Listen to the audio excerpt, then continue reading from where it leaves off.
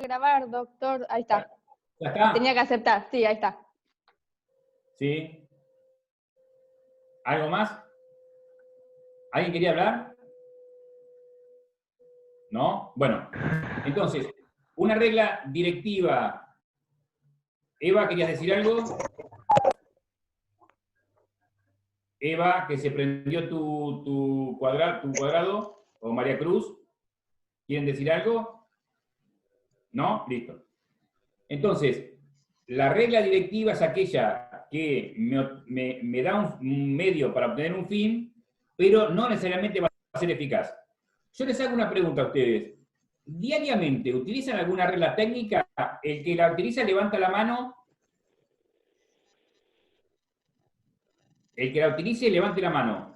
¿Alguna regla técnica? Romina, prende el botón de... Prende el micrófono. Decime, dame el ejemplo. Por ejemplo, voy a utilizar lo que leí del libro. Por ejemplo, si quiero ser ¿Cómo? más habitable, lo que leí del libro, el ejemplo, mi casa No, está no, fría. no, Entonces no. utilizo... No, escuchá, Romina, escúchame bien. Quiero que vos me digas un ejemplo de regla técnica que vos utilizás diariamente. Si hay algo que yo, escúchame, pará. Si hay algo que conmigo no va, es que me repitan cosas del libro. Bueno, te doy un ejemplo. Puede Ejemplos ser... nuevos. Sí, no sé, tengo mi habitación desordenada y para que yo pueda estar cómoda y pueda dormir y estar tranquila, la arreglo, la ordeno, la limpio todos los días. Está bien, pero yo, por ejemplo, es una regla técnica que te sirve para vos. Porque yo, por ejemplo, vivo solo y tengo un lío bárbaro, igual puedo dormir tranquilo. ¿No? Bueno, pero yo les una en digo, general decís. ¿sabés una cosa, Romina? Escuchá, te lo digo a vos y se lo digo a todos. En vos les digo a todos. El derecho es algo cotidiano. Cuando yo doy la primera clase de contratos, digo, a ver, ¿quién hizo un contrato en los últimos 6 meses? Y por ahí alguien levanta la mano y dice, bueno, ahora no, porque las clases no son presenciales. Dicen, yo porque yo vivo en Tres Arroyos y tuve que venir acá a hacer un contrato de locación para alquilar un departamento. Y yo digo, ¿los demás no? No. Y todo el día estamos contratando. Cuando yo voy a comprar, por ejemplo, esto que es un vicio, o los caramelos lipo, los superácidos, yo hago un contrato de compraventa. Cuando ustedes están utilizando, por ejemplo, la plataforma Zoom, es porque tienen internet, o sea que hicieron un contrato de internet. Digamos, el derecho es un campo absolutamente amplio. Y cuando hablamos de regla técnica, Romina, vos tenés que abrir tu cabeza, entender lo que yo digo. No importa que como está haciendo, ¿dónde está que no la veo? A la profesora, ¿dónde está la profesora? ¿Se fue? La profesora Celia, bibliotecaria. Bueno, ahí está. No como esa que sigue el libro, porque yo le tengo que decir que no sigue el libro, porque si sigue el libro, quiere que yo diga lo que dice el libro. Y yo trato de explicarte lo que dice el libro, no Pero esta no es la primera clase que tenemos con usted, profe. Sí. Entonces, ahora estamos haciendo un contrato no escrito donde usted pone sus normas y nosotros las estamos aceptando, pero en este vamos viendo que hay cosas que como usted funciona, por ejemplo, en mi caso estoy al día con lo que ya debía ayer, así que por eso es que hacemos o hago yo esta correlatividad, lo que estoy leyendo lo trato de seguir con lo de usted, pero bueno, ahora ya no es eficaz esto. No, es que yo quiero que después lo sigas con el libro, pero lo que yo quiero decir es que cuando me den un ejemplo, traten de darse cuenta que, ¿dónde tengo? Acá. ¿Saben qué es esto? Sí, el control. Romina, ¿qué es esto? Un control, creo. Una de las cosas que más usás en el día, mirá, prendo, apago. Es una regla técnica. Para encender el televisor, oprime el botón rojo. Para encender una hornalla, Ese también está da como vuelta ejemplo. a la hornalla y poner... Bueno, no sé cuál Ese está lo como leí ejemplo, como pero te digo, ejemplo. bueno, lo que te quiero decir es que vos me podés dar 2 millones de ejemplos de reglas técnicas. Esa que yo inventé, de pegarme un palo en la cabeza, ¿no? Esta es una regla técnica, pero yo te digo, ¿qué reglas técnicas usás vos todos los días? Por ejemplo, estas. Cuando vos te vas a bañar, si vos querés que salga algo de la canilla, tenés que dar vuelta a la canilla. Sonia, ¿qué me quiere decir? A ver, apaga el micrófono, Romy, así dejamos a la Sonia. Sí. Sonia, te escucho. Yo, por ejemplo, en mi profesión soy modista y hago sublimación. Entonces, bueno, vivo llena de reglas técnicas, porque para prender una máquina, sí o sí tengo que apretar los botones, primero enchufarla, después apretar los botones. Si son las estampadoras, tengo que darle determinada temperatura, determinada presión. O sea, es todo técnico. Si quiero imprimir una hoja, tengo que usar determinado papel, determinada tinta, determinada, o qué sé yo. Por ejemplo, si quiero escribir, estampar palabras, por ejemplo, sea sobre algo textil o sobre una gorra o sobre una taza, tiene una técnica que uno lo tiene que Muy imprimir bien. al revés. En Está equipo. perfecto. Son todos ejemplos Es todo válidos. cotidiano, pero es todo. Dos ejemplos válidos. Si queremos, por ejemplo, entrar a la clase de teoría general del derecho, hay que entrar a la plataforma Zoom, por ejemplo. Y esto se verifica, digamos, mediante una proposición anancástica que dice que entrando a la plataforma Zoom con tal número y tal contraseña, es condición necesaria para tener una clase con Eduardo Gambini. Si ustedes ponen ese número y esa contraseña y entran a mi clase, la regla es eficaz. Si no, no será eficaz, porque en realidad la proposición anancástica, que era la descriptiva, era verdadera o falsa. ¿Se entiende? ¿Entendieron hasta acá? ¿Preguntas hasta acá? Si no, sigo. Sí. Yo le quería ¿Quién quiere preguntar, yo hice preguntar? Carla, Carla.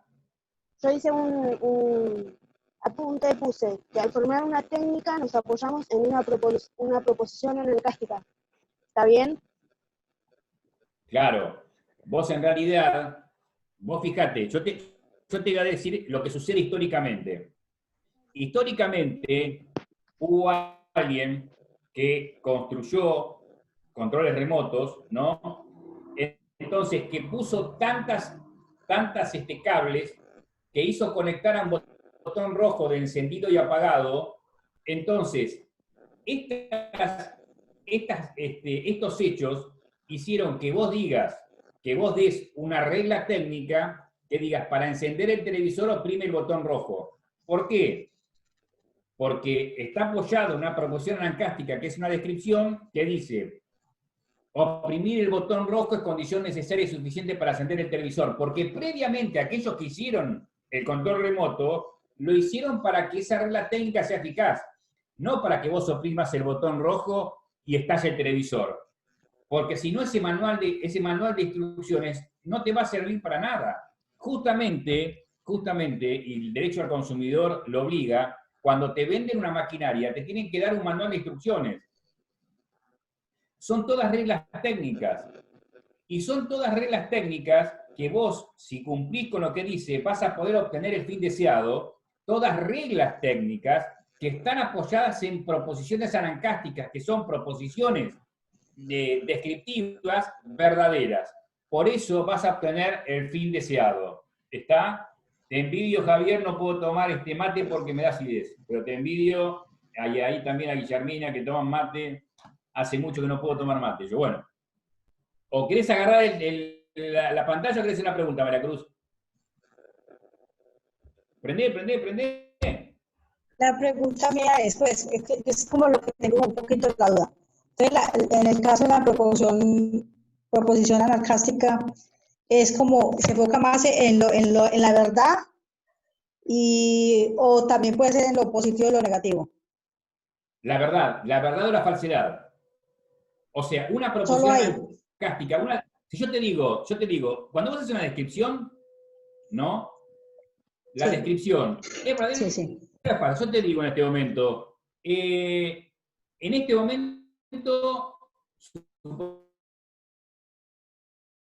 suponete, no hay clase de teoría del derecho. La decisión que yo hago, ¿es falsa o verdadera? Es A ver, falsa. ¿me lo repite, por favor? Yo te digo, la pantalla de tu computadora es roja. ¿Es una descripción? Es Pero es falsa. una descripción. Falsa. Pero es una descripción. Ah, pero no es falsa ni verdadera. Yo puedo decir, Mar del Plata es una ciudad de 7 millones de habitantes. Es falsa, pero es una descripción. ¿Está? La proposición anancástica, la proposición anancástica es una descripción. Si esa descripción es verdadera, la regla técnica será eficaz.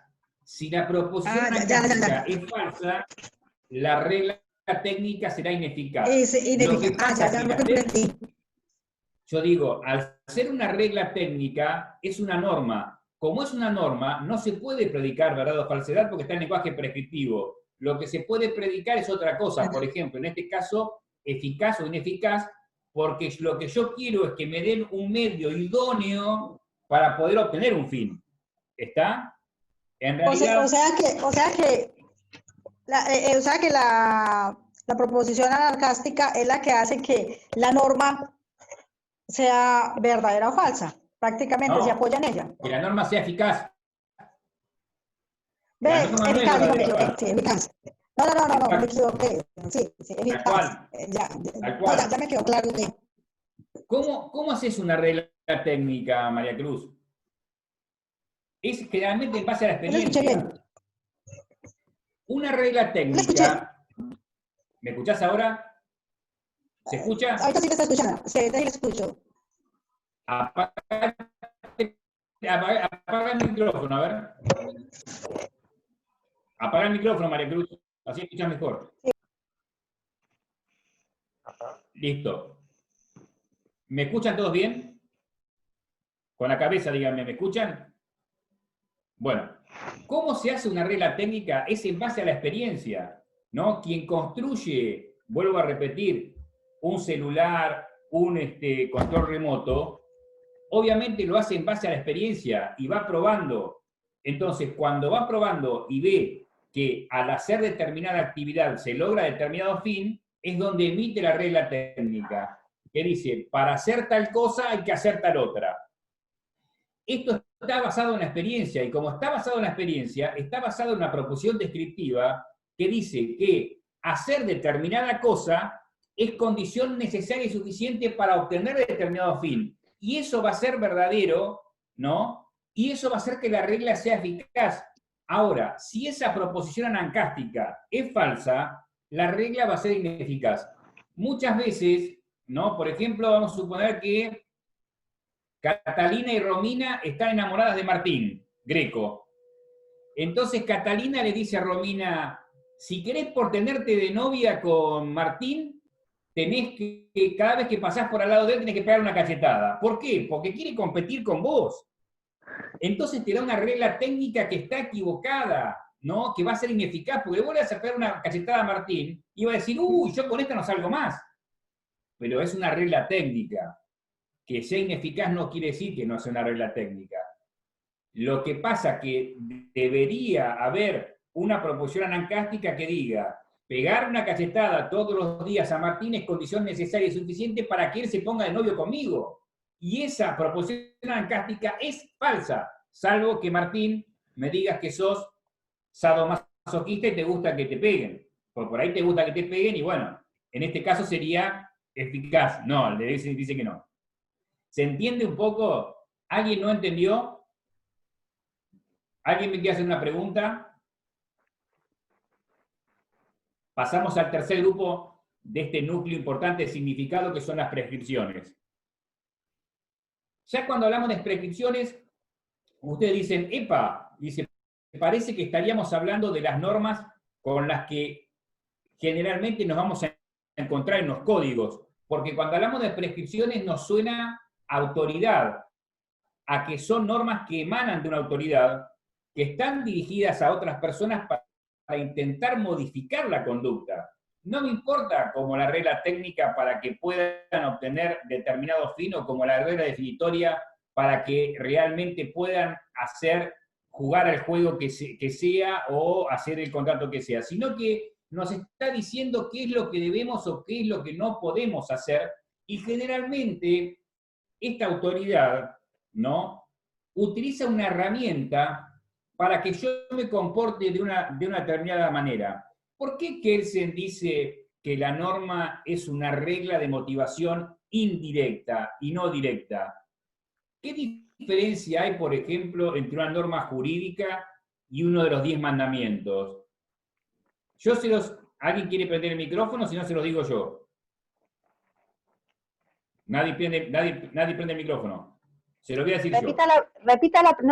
No se apresure, repita la pregunta. ¿Cuál es la diferencia entre una y la otra?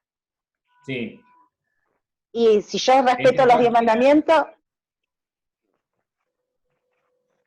los 10 mandamientos, lo voy a obedecer, no importa si hay eficacia o no, hay un mandamiento, o sea, quiero agradar a alguien que los dio a los mandamientos, o sea, ahí hay una parte de religiosidad que responde a otro hemisferio, que no es lo normativo. Claro, puro. pero, ¿sabés? No, sí, pero yo lo que te quiero decir es esto. ¿A dónde apunto? A que si hay una autoridad normativa, ¿no?, te dice que algo hagas en base no a la bondad o no bondad de la actividad que estás haciendo, sino en base a su consecuencia. El legislador generalmente no te dice lo que quiere que hagas directamente, sino te lo hace indirectamente mediante un sistema de premios y castigos que también se utiliza en religión. No en el caso de los 10 mandamientos, porque los 10 mandamientos dicen, no me acuerdo, porque, bueno, antes creía, ahora soy ateo, pero honrarás a tu padre y tu madre, no matarás, no robarás, no desearás la mujer de tu prójimo, no jurarás en vano, etcétera, etcétera. En cambio, dentro del campo del derecho, las prescripciones esta autoridad nos dice, si matas a otro, serás reprimido con prisión a reclusión de 8 a 25 años. O sea, no me está diciendo que no mate. Él quiere que yo no mate, el legislador, pero me está diciendo que si yo llego a matar, tengo determinada consecuencia. ¿Está? O, por ejemplo, si yo devuelvo una cosa robada o perdida, me van a dar determinada recompensa. O sea, esto es un sistema de premios y castigos que muchas veces también lo utiliza la religión. Porque ustedes ven, si ustedes toman la Biblia, van a encontrarse con que tanto hay premios y castigos, aquellos que cumplen con la ley de Dios serán, digamos, recompensados con el cielo, y aquellos que incumplen con la ley de Dios serán castigados con el infierno, donde también hay premios y castigos, ¿está? Pero generalmente, digo, en estas prescripciones hay una autoridad normativa y hay un sujeto normativo, que es a quien va dirigido la prescripción. Esto, digamos, hay unos serios requisitos, ¿no?, que únicamente, o recaudos, que únicamente se aplican para las prescripciones y no para todas las normas.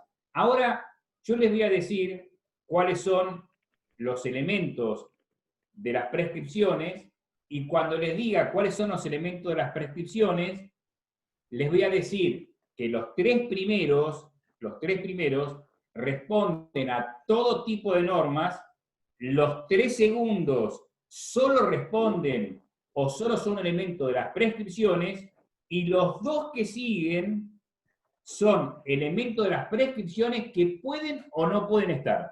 ¿Se entendió? Bueno, los 3 primeros elementos de las normas, de las prescripciones que se comparten con todas las normas, se llama núcleo normativo. Y es el carácter, el contenido y la condición de aplicación. Yo llamo a este núcleo normativo las 3 C. ¿Por qué las 3 C? Porque las 3 empiezan con la letra C. Carácter, contenido y condición de aplicación. ¿Qué son cada una de ellas? El carácter es la modalidad que utiliza la norma para expresarse. Y este carácter puede ser ya sea bajo la modalidad de lo prohibido, bajo la modalidad de lo obligatorio o bajo la modalidad de lo permitido. Yo en este momento no tengo un pizarrón, ¿no? Me gustaría tenerlo para poder explicárselo, para que ustedes entiendan, pero les voy a decir algo que ya vamos a ver en la clase que viene o en otra que pongamos, porque no sé si vamos a terminar, que es que una norma expresada con un operador, con una, digamos, con la modalidad deóntica obligatoria, permitida o prohibida, puede traducirse en otra norma con otra modalidad. Si yo, por ejemplo, le digo, está prohibido fumar, ¿no? Esta norma, a ver, vamos a preguntarle, porque claro, pero lo que pasa es que no sé si los que están sin foto, Hugo, ¿me estás escuchando? ¿O puso la foto y se Sí. fue, Hugo? Sí, lo Hugo? escucho. Sí, lo escucho. Bueno, si yo te digo prohibido fumar, Sí. esa misma norma traducímela en obligatorio. Bueno, tiene que haber una pena, supongo, para... No, pero yo te digo prohibido fumar. Sí, Esa misma norma que está bajo la modalidad prohibición, ¿vos me la Sí. podés traducir en una que esté redactada bajo la modalidad permisión u obligación? no lo entendí. A ver si me puede explicar mejor. Perdón. Yo digo, reitero para que todos entiendan, Sí, las modalidades deónticas son interdefinibles. O sea que una norma que está expresada bajo una modalidad puede ser expresada significando lo mismo con otra modalidad. Si yo digo que está prohibido fumar, quiere decir que no está permitido fumar o que es obligatorio no fumar. Y es exactamente lo mismo que yo lo haga bajo la modalidad prohibido, bajo la modalidad obligatorio o bajo la modalidad permitido. Si yo le digo está prohibido fumar, ¿ustedes qué tienen que hacer? no fumar. Prohibido fumar, no fumar. Y yo te digo que es obligatorio no fumar, ¿qué tenés que hacer, Hugo? Y me resulta a mí exactamente lo mismo. O sea, me suena igual a mí. Exactamente lo mismo. Sí, O sea que no podés fumar. Y yo te digo, No. no está permitido fumar, es lo mismo. es lo mismo. Justamente, a eso quiero llegar. Las modalidades deónticas son interdefinibles. O sea, que tanto puedo hacer una norma, empezando diciendo que está prohibido, como decir que es obligatorio, como decir que es permitido. Entonces, es lo mismo decir que está prohibido fumar, a decir que es obligatorio no fumar, o decir que no está permitido fumar.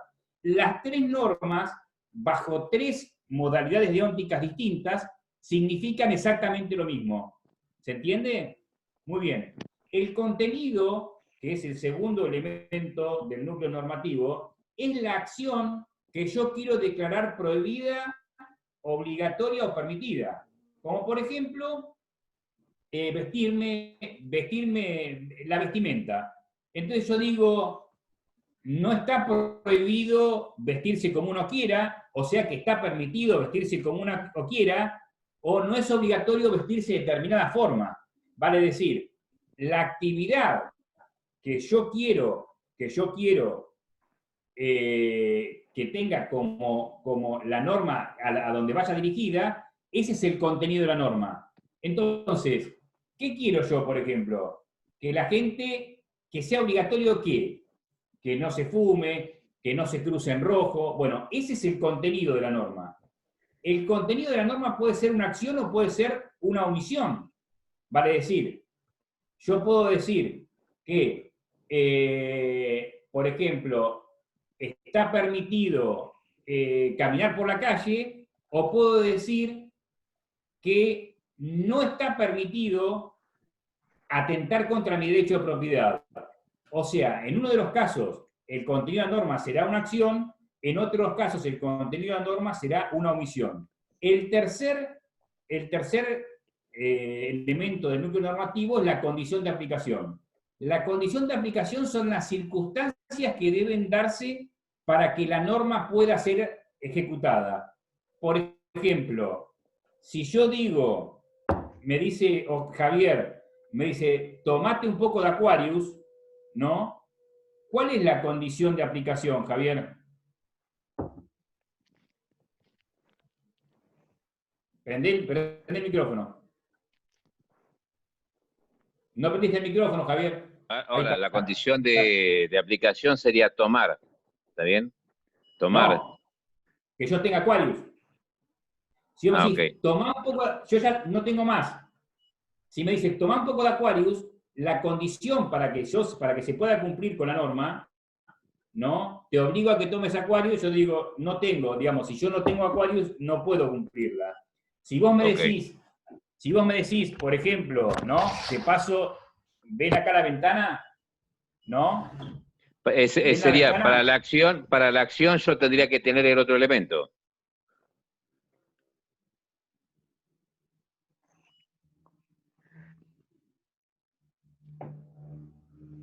¿Se cortó?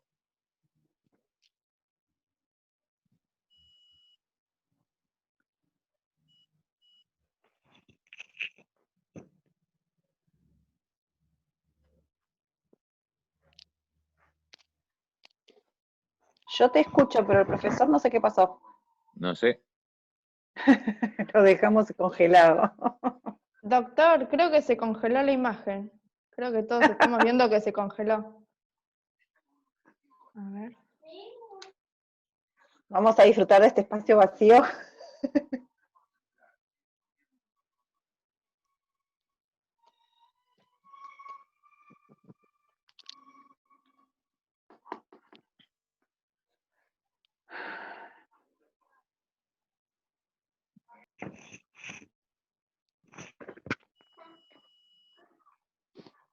Chicas, se fue el doctor de la reunión. Ahora le voy a mandar un mensaje. Quedan unos Ya minutos. termina la reunión. A ver si se puede reincorporar ahora o... Ahí se Pero no va a terminar, ya son y 28. Ahí está. Doctor, se había ido de la reunión de Zoom. Justo le estaba por escribir. Yo seguía hablando y no, los veía todos frisados y no claro, podía... en un momento se quedó congelado y nos quedamos todos súper sorprendidos. ¿A dónde llegamos? Seguía hablando y los veía todos congelados y dije, ¿qué pasó? Digo, ¿hasta dónde llegaron? Hasta la parte de la ventana, que señalaste la ventana. Me dijiste, Bueno, acá ven la si yo ventana digo, y quedó ahí. La condición de aplicación para que se pueda cumplir con la norma es que la ventana esté abierta. ¿Está? Porque si la ventana está cerrada no se puede cumplir con la norma. Ahora bien, esta es una norma categórica, que se clasifica en categórica, ¿por qué? Porque la propia condición de aplicación se desprende del contenido de la norma. Cerrar la ventana tiene que estar abierta. Pero también está la norma hipotética, que clasificación según la condición de aplicación, es que cuando además de la condición implícita en la propia norma, hay otra. Por ejemplo, si yo le digo a Javier, si hace frío, Javier, cerrá la ventana. Entonces hay dos condiciones de aplicación. Una que se desprende de la propia norma, que tiene que haber una ventana y tiene que estar abierta, y la segunda es el frío, porque si hace 44 grados de calor, no se podría cumplir la condición de aplicación para que se cumplan normas porque no hay frío. ¿Se entiende? Entonces, de acuerdo a la condición de aplicación, las normas se dividen en categóricas o hipotéticas, según que la condición de aplicación esté implícita en la propia norma, sea que la condición de aplicación sea otra circunstancia que la misma norma prevé para que pueda cumplirse. ¿Está? Por ejemplo, si yo gano más de 50.000 pesos, tengo que pagar ganancias.